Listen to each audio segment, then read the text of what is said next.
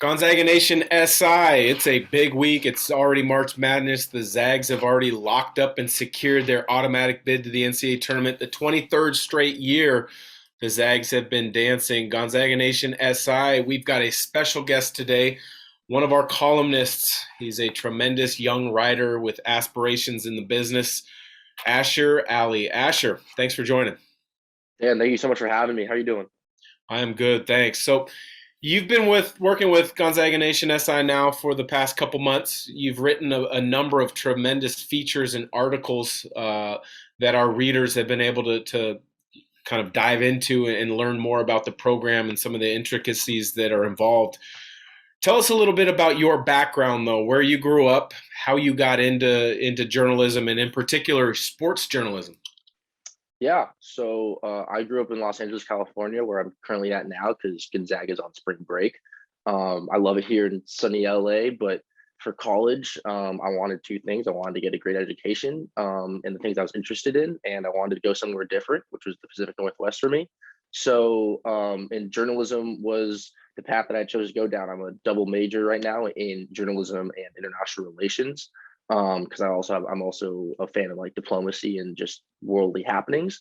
But but for me, I think sports journalism really came from like my love for sports journalism just came from as a kid. You know, every day, every night going to bed, my dad always have Sports Center on. I grew up watching guys like Scott Van Pelt and Stuart Scott kill it every night on that eight o'clock hour, and I was like, man, I really want to do that. And then I was like, well, I don't really want to be in front of the camera though. But then once I got to high school, I realized I kind of had a knack for writing a little bit. And I was like, man, if I could take this and my original dream was I wanted to be a baseball player. I played baseball throughout all of high school as a kid. And then I was like, well, if I can't be a baseball player, let me just try to be let me try to be a sports writer or something. So that's what I went for. And I'm loving it so far. I got to, I remember when I chose Gonzaga, I was just like most kids out here. I didn't really know too much about it, and my college counselor recommended I apply to go here. And I was like, oh yeah, that's cool. I always picked to go to the Sweet 16 every year, the Elite Eight. And sure enough, I'm here and I'm loving it. So I'm having a great time. So that's my dog running around crazy, but yeah, I'm having a great time with it so far. And SI has provided me with a really cool opportunity here to get more in depth in my coverage and really talk about a team that's kind of taking over the nation. When you're kind of navigating through schools and knowing you want to kind of have a new experience, and I've talked to a lot of Kennel Club members with our podcast show on Gonzaga Nation SI, and they've said a lot of similar things.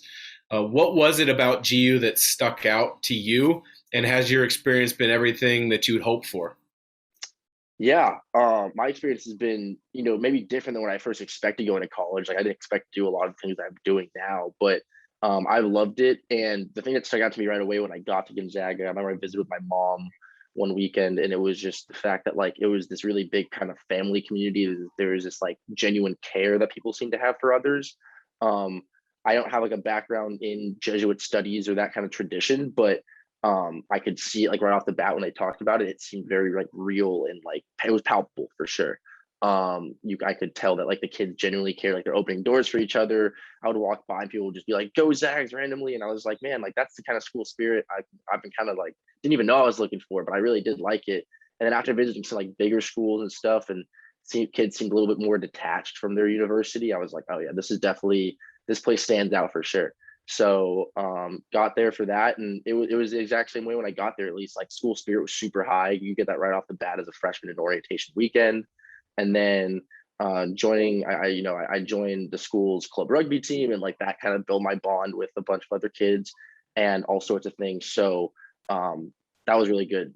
But yeah, that was why Gonzaga really stood out to me was that family culture, and I really lived that throughout my 4 years. It got really strong, especially towards the end of my freshman year. I just like met like a really good group of friends, and I started getting really way more involved in journalism. So I got closer with the kids that were like in my classes. And the great thing about Gonzaga being a smaller school is you have class sizes that are like got 20 kids at most, 25 kids at most, and it's crazy. So because like I talked to my friends who were like, oh yeah, we have 45 kids or 50 kids in our lecture classes at like Oregon or whatever. And I'm like, I don't get that. I got like an intimate connection with my teachers and stuff. And it just made me feel like I was in a place where I was heard and welcome. So obviously, you said you were always picking Gonzaga to go to the Sweet 16 when it was time to fill out a bracket during March. Not all, but most students get situated at some point of being a part of the Kennel Club, going to games. Did you become a part of the Kennel Club for a part? And then, if so, what has been the transition to go from cheering the team to then now covering the team? Yeah, I remember like when I got to orientation, like first year, my parents, like I had a family, like a mutual family friend who had been to Gonzaga, and my parents were like, "Oh, well, they like they said to join Kennel Club right away. Like, that's super vital." So I remember like I went to the Kennel Club table and signed up with like 50 other kids to join Kennel Club, um, and so I was definitely a part of it my freshman year. I think I tented twice. I remember tenting for the UW game. That was really fun because that was when Rui hit that crazy shot, and I was in the kennel with my friends. I remember I jumped in my friend's arms and we were like going ballistic, and it was just a really good time. And then at first, when I started writing for the Bulletin, I didn't think covering one of the top teams in the country is a little bit intimidating for any young writer. So I was kind of a little nervous to get in there at first, and then I got some encouragement from the sports writers at the time, and they were like, "Oh man, you should really go for it."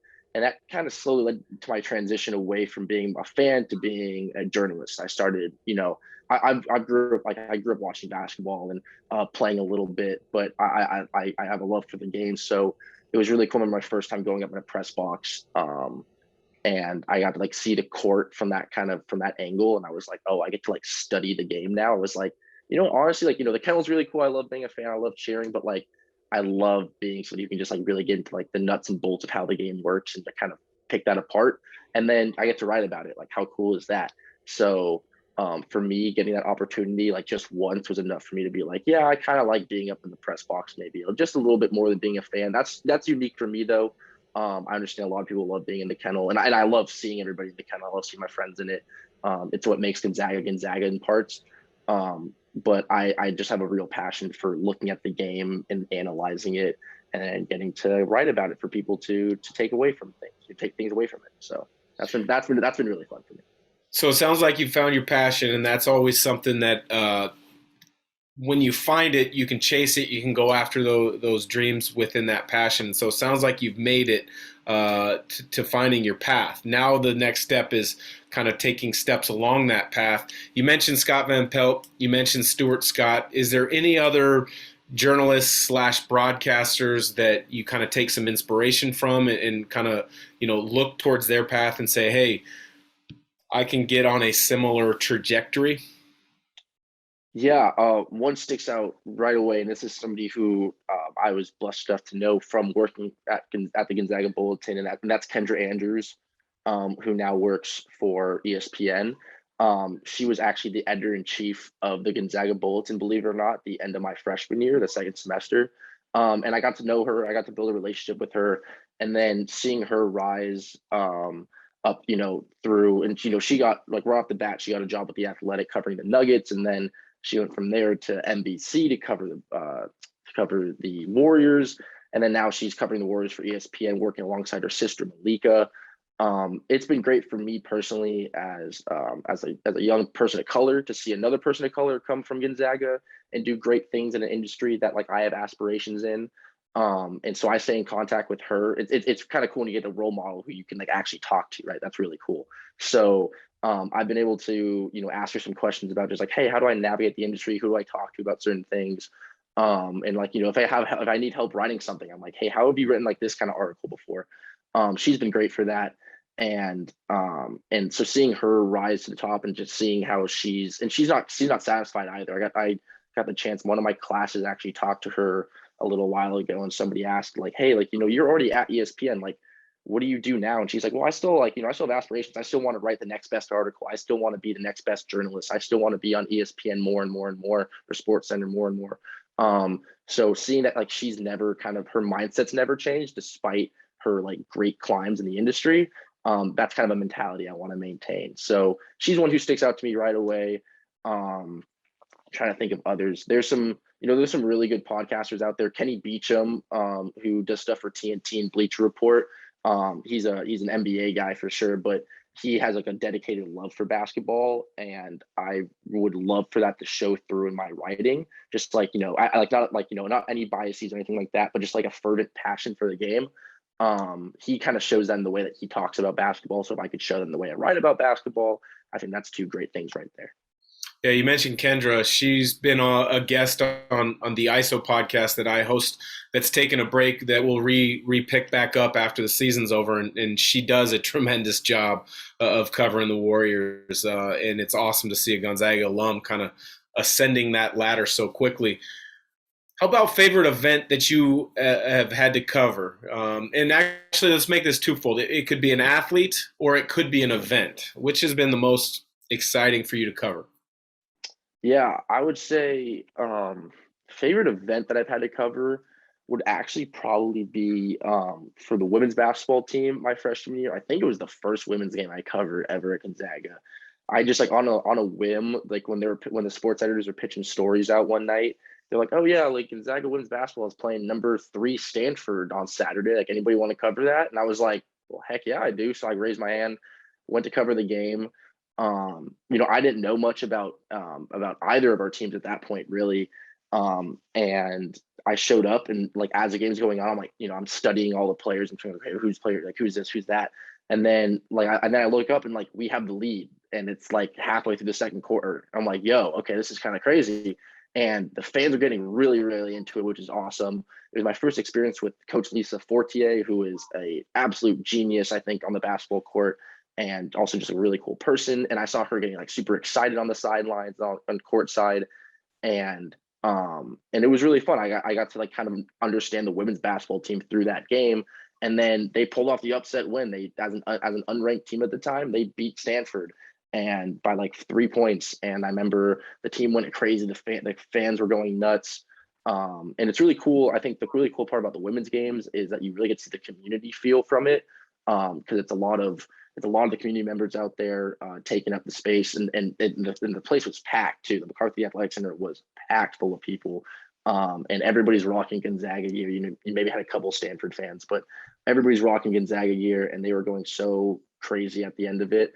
That was a joy to cover, because I got to talk to Coach afterwards, and she was just electric, and that was really fun. I also got to write a story on Adamon Gilder my sophomore year, for the men's team, and that was really cool because I got to talk about his like ties to Texas, and how all like how he's grown up, as a fan of different sports teams, and then from there like he kind of found Gonzaga because he just thought it had a similar energy to where he came from, and he was like, yeah, it has that same family feel, and he was starting to build his family, so he thought being a part of a family on on the basketball court was a really good thing.